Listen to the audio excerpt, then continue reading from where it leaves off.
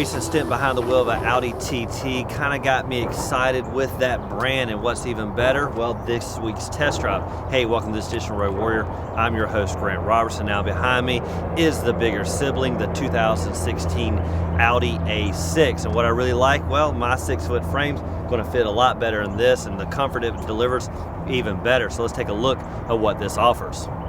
First thing you notice about the Audi A6, well, is the overall length, and we'll get into the numbers in just a second. But the second thing I think of is basically the straightforward profile and the luxury it provides. Now we'll get into a little bit of the accents, but what you notice is basically a little blending of chisel and a little blending of curve, not too much of one or the other. Now that's what you want when you have a luxury mobile like this, because with the Audi emblem on the front, it'll speak for itself. Now what I like is this nice chiseled midline all the way across, a little bit of low profile, and the stereotypical luxury rims. Nothing low profile too bad or nothing too blingy.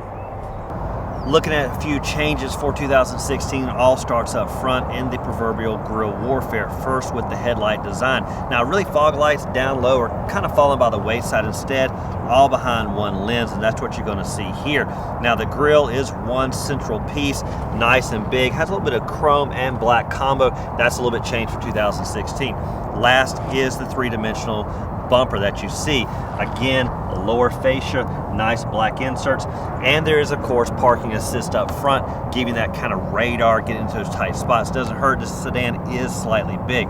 Overall, gives a nice sleek design, and of course those 4 rings on the front set this vehicle off. Looking at the overall numbers, the A6 measuring about 194 inches with a wheelbase around about 114. Now height just under 5 feet, width just over 6. Now when you look at the stereotypical profile here, you're going to see that huge front end, nice sloping roof line to an otherwise very stout rear end. Now as for the tires, you can come standard with 18, 19, or 20 inch depending on the model. Lastly is kind of the accents. You're going to notice this chrome accent really setting off that regal approach, and the two-tone handles. Nice chrome on top and body color down the middle. Before we go down the back of the vehicle, one thing to talk about is the automatic folding mirrors. That's really coming in handy when you get in those tight spots. We went to a couple occasions where we're in a parking garage, and really these folding in is going to help minimize any dings. One other thing is, well, these doors can take a huge impact. We actually pulled up to a vehicle and unfortunately timed opening our door at the same time someone else's did. Most of the impact hit right here, not a single scratch or a bend to ours. Not too sure about theirs. Now sweeping into the back, we'll talk about the fill-up area. Now we talk about this all the time, and really the convenience or the cumbersome factor. First thing is, when the vehicle is locked, good thing is this is locked just the same. Now what you do, of course, to get in here is you simply just unlock the vehicle. That's going to allow you to pop it open. Now unfortunately this isn't a capless type system. Instead you got the old traditional, real easy, no big deal, but this is going to be a nice easy access and secures away when you don't need it. Swing around to the back, well, this is one area any big size sedan like this is really going to do well, and it comes down to trunk space. The first thing I'm going to talk about is the redesigns. First, starting with the new LED redesigned tail lights, really sweeping around, and I like the fact that it doesn't go too far down the side fender, just enough to give you a good view from the side. Other thing is the trapezoid rear exhaust. Of course, dual exhaust gives you good hum and a kind of a rumble. Lastly is this chrome strip right here. Now these are very mild differences, you could say, but really set this vehicle off. Now let's look at the cargo. Now first thing you'll notice with that smart key system, simply walk up to the rear trunk and it pops right up. Now what you're going to see inside is around about 14 cubic feet of space. A lot of offering for this sedan, and it really is kind of cavernous. You're going to slide everything in, but not too bad because it handled our groceries just fine. Diving into the trunk a little bit closer, first thing you'll notice is what's underneath the cargo floor. Now looking at the handle, it may seem simple, but there's a nice little feature here.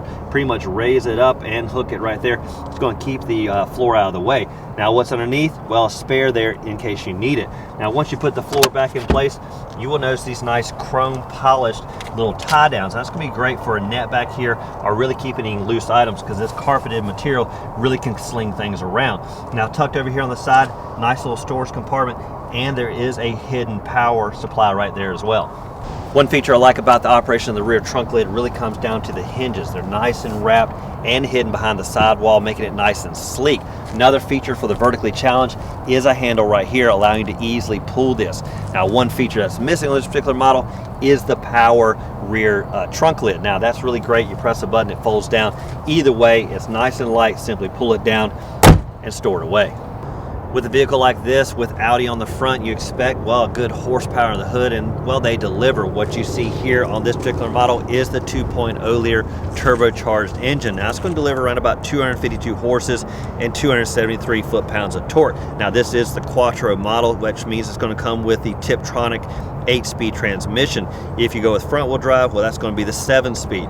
Now the A6 also comes in a 3.0 V6 engine. Now that's not going to be a turbocharged, but specifically a supercharged engine. Now it's going to deliver around about 333 horses and 325 foot-pounds of torque. Now you also have a V6 turbo diesel engine. Now it's going to be all right on fuel economy, but also give you decent numbers off the line. It's 240 horses and 428 foot-pounds of torque. Now lastly is the V8 S6 engine. Now that's going to be a twin turbocharged. That's going to deliver 450 horses and 406 foot-pounds of torque. As for 0 to 60, the one as tested, around about 5.8 seconds, with the S6 really getting there in 4.4. Now, there's tons of innovations. Before we get there, let's talk about the overall comfort. It really comes down to legroom numbers, well, and all the leather you see here, right down to your elbow support, and heck, you got great wood grain to boot. Now, as for legroom numbers, you're looking about 41 plus inches up front and around about 37 in the back. Great numbers, really, to easily fit my 6-foot plus frame. Now, let's take a quick look at the numerous innovations. One thing we come to love on the Audi TT was there's no entertainment system here on the dash, but instead over there with the gauge cluster. Well, that's not the same case here. Instead, we have the screen hidden, but when it kind of pops out, you're going to notice a huge oversized screen. Now, what you got to notice is this is not touch screen, but instead you use a central knob between the front occupants to kind of utilize this screen.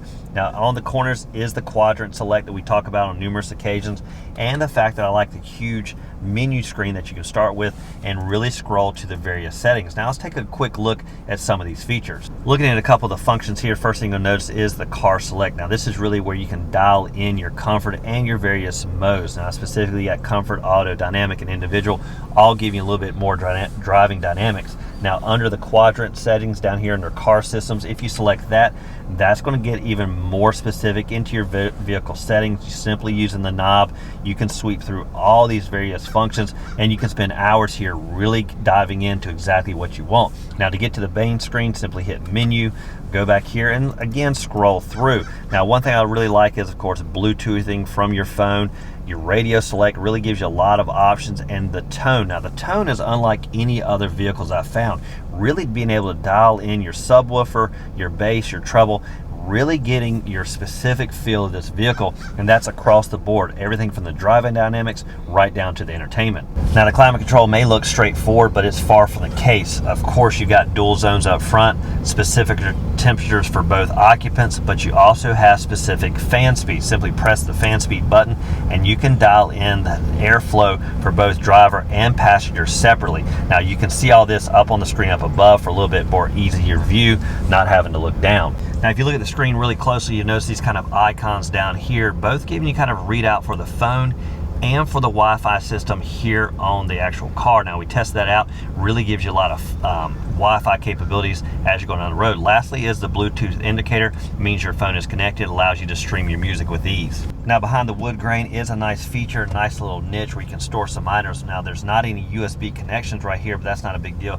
because it's not that big. What I really like is the fact to hide that away. I typically hide my sunglasses in there. Now this particular area is pretty much the central command system, pretty much has everything you need, and pretty much when you memorize this location, you won't even look down anymore. Now what I like is this nice keypad here. These are your radio presets. Simply press and hold, and it's going to go to that specific station. Now over here is your electronic brake. You're going to press that, release it when you need it.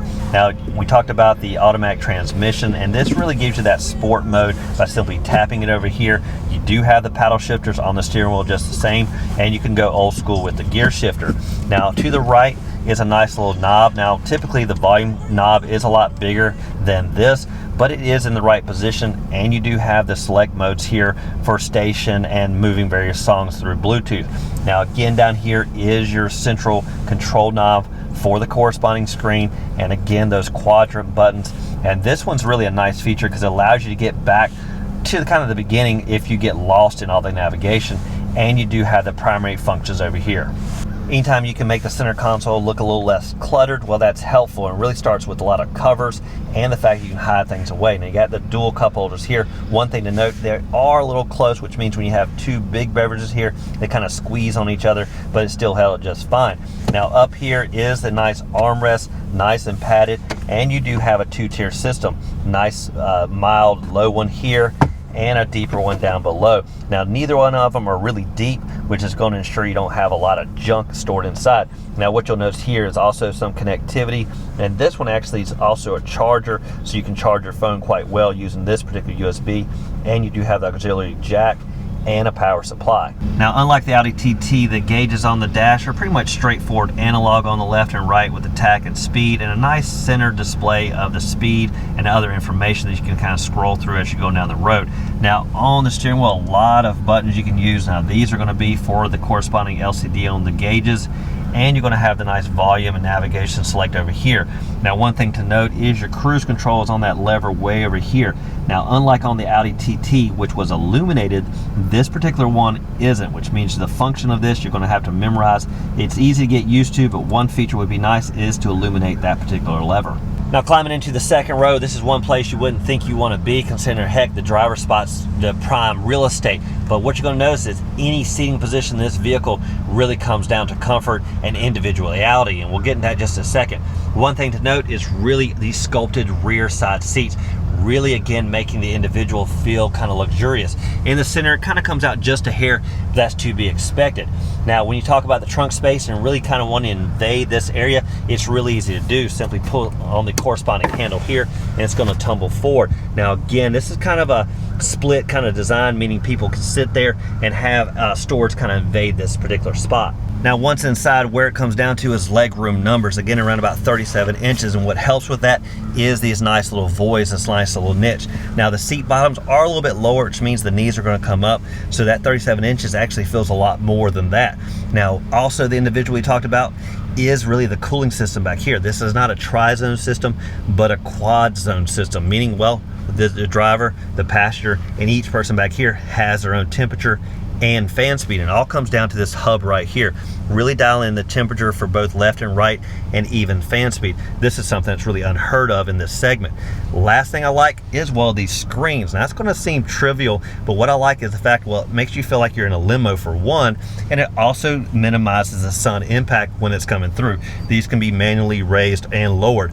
There's also one back here that's powered by the driver. If you only have two occupants back here, one thing they're going to like is this nice center console. It flips down and provides great elbow support, and it's elevated off the cushion, so it gives you nice height. Now there are cup holders hidden in here. They're going to pop out, and it is somewhat of a shallow tray to kind of store your phones or whatever in here when you don't need them. Now one thing to note about the center seating position is there is a very high hump here, which means your legs and feet are going to have to go to the side, or you're going to tuck up like you're in kind of a fetal position. Now airflow can be a detriment to the back, and one thing I noticed, well, there's plenty of it back here, and where you're going to notice is on the pillars and also in the center where you typically find it. And typically in the center it's going to be blocked by knees, but putting them on the pillars really directs it everywhere, and heck, there's a lot of airflow back here. Have you ever been on a long road trip and just can't really find the comfort when it comes to neck support and head support? Well, it really comes down right here on the Audi A6, and what you'll find is there's a button on the side. You press it and you can slide this to and fro,